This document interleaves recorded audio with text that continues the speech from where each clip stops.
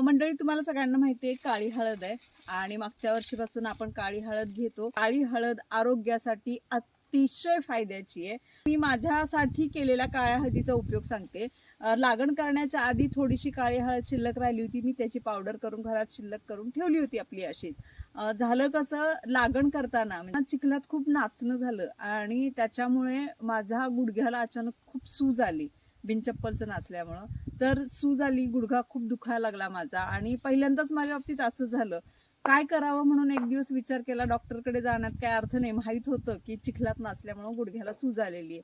मग आता काय करायचं, त्याच्यावर ह्यांनी मला सुचवलं की तू हळद याची पावडर करून ठेवलेली आहेस, तर आपण ती पावडर लावून बघूया, त्यानिमित्तानं अनुभव पण येईल आणि समजेल पण.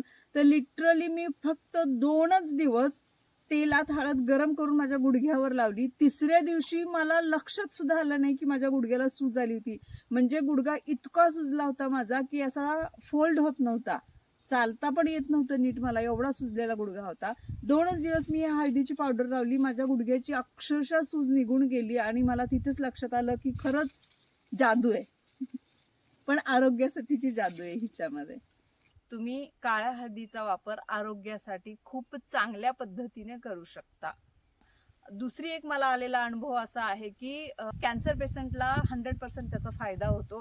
आता हे मात्र तुम्ही डॉक्टरांच्या सल्ल्यानं करू शकता.